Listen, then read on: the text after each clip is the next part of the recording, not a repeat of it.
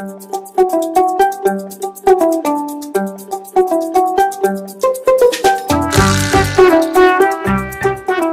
bonne gouvernance et les droits humains, surtout les droits humains d'ailleurs, sont pris en charge par le ministère depuis un certain nombre d'années avec la création de la direction des droits humains. Vous trouverez d'ailleurs au directeur des droits humains un parfait collaborateur. Je voudrais, pour terminer, dire que je pars l'esprit tranquille, le cœur léger. Pourquoi? Parce que j'ai conscience qu'ensemble, nous avons pu poser une pierre à l'édification d'une justice digne de ce nom dans notre pays. Parce qu'il faut toujours poser une pierre, et c'est d'autres qui poseront encore des pierres, et c'est l'ensemble des pierres qui finalement feront l'édifice. Beaucoup de choses ont été faites dans le domaine de la justice. Dans la continuité d'ailleurs de mon prédécesseur Kaba, je lui disais le jour de la passation de service, je ne m'inscris pas dans la rupture, je m'inscris dans la continuité. Pourquoi je m'inscris dans la continuité? Parce que la politique en matière de justice et judiciaire est définie par le président de la République. Ce n'est pas le ministre qui l'a définie. Nous mettons en œuvre cette politique. Et j'ai remarqué que vous étiez en train de mettre en œuvre cette politique de fort belle manière. Et je me suis inscrit donc dans la logique de la continuité. Beaucoup de choses ont été faites, mais souvent, la justice, c'est pour ça que c'est un ministère exaltant, monsieur le ministre, chers collègues, mais c'est un ministère aussi difficile, et Madame le secrétaire général l'évoquait tout à l'heure. C'est un ministère délicat, sensible. Et ces 2 années ont été marquées par 2 facteurs qui sont en rien extraordinaires. C'est des constantes de l'histoire du Sénégal. Nous étions dans une année électorale, préélectorale et électorale.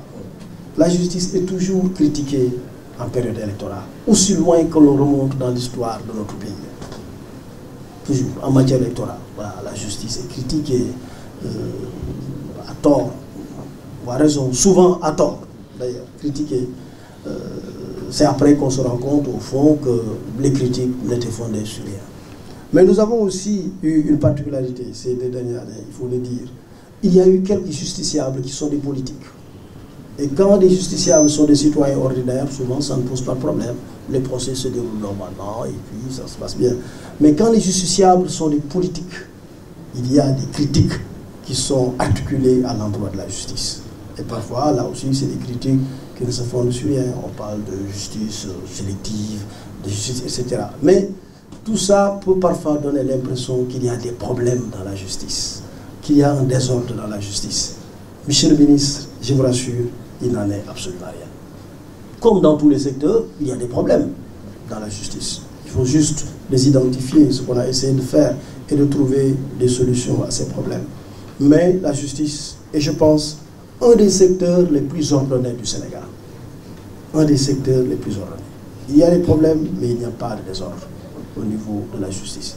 Il y a des femmes et hommes professionnels, magistrats, greffiers, personnel non judiciaire, auxiliaires de justice, qui s'emploient à faire en sorte qu'il y ait une justice de qualité équitablement et qualitativement distribuée dans notre pays. Et évidemment, il y a des insuffisances. Évidemment, il y a des limites. Évidemment, il y a des problèmes. Mais le secteur n'est pas en crise. Il ne faut pas qu'on donne l'impression qu'il y a une crise de la justice au Sénégal. Il n'y a pas de crise de la justice au Sénégal. Il y a des problèmes au niveau de la justice. Il faut les identifier avec les acteurs, discuter en concertation et prendre en charge et mettre en œuvre plutôt les réformes qu'il faut. Le président de la République s'y est employé dès le début. Il m'avait demandé de constituer un comité de réflexion sur la modernisation de la justice.